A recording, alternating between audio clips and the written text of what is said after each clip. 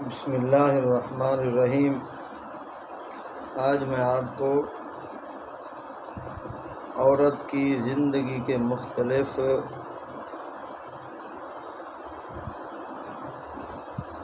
مدارج کے اجر و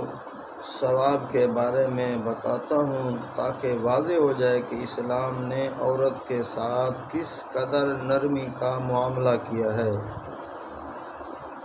اسلام نے عورت کے ساتھ کس قدر نرمی کا معاملہ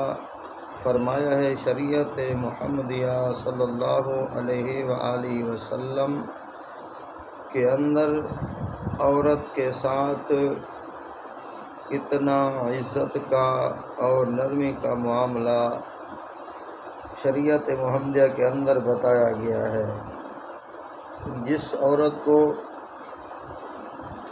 باقی مذاہب کے اندر اتنا عزت نہیں ملی جتنا عزت اسلام نے عورت کو دی ہے،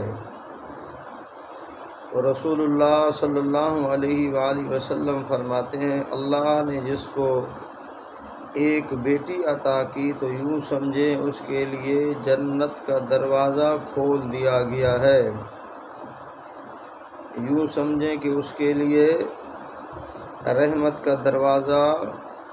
کھول دیا گیا ہے۔ یہ بیٹی کو رسول اللہ صلی اللہ علیہ وآلہ وسلم نے رحمت فرمایا ہے، فرمایا یہ بیٹی زحمت نہیں ہے، یہ بیٹی رحمت ہے۔ اللہ کے نبی صلی اللہ علیہ وآلہ وسلم نے اس بیٹی کو، اس عورت کو رحمت کہا ہے، تو رسول اللہ صلی اللہ علیہ وآلہ وسلم فرماتے ہیں کہ اللہ نے جس آدمی کو، جس مسلمان کو 2 بیٹیاں عطا کیں،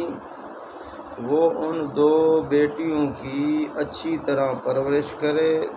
دین کا علم سکھائے، تعلیم دے اور اچھی ان کی پرورش کرے، وقت کے اوپر، ٹائم کے اوپر ان کا نکاح کر دے، شادی کر دے، تو رسول اللہ صلی اللہ علیہ وآلہ وسلم نے فرمایا ان 2 بیٹیوں کی پرورش کی وجہ سے اللہ قیامت کے دن اسے میرے ساتھ یوں کھڑا کریں گے، اتنا قریب کریں گے۔ رسول اللہ صلی اللہ علیہ وسلم نے فرمایا جیسے یہ 2 انگلیاں آپس میں اکٹھی ہیں، تو ان بیٹیوں کی وجہ سے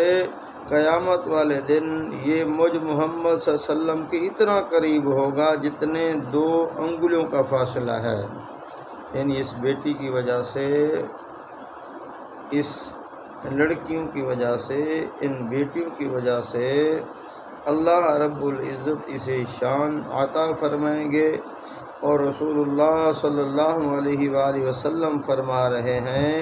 کہ ان 2 بیٹیوں کی وجہ سے قیامت کے دن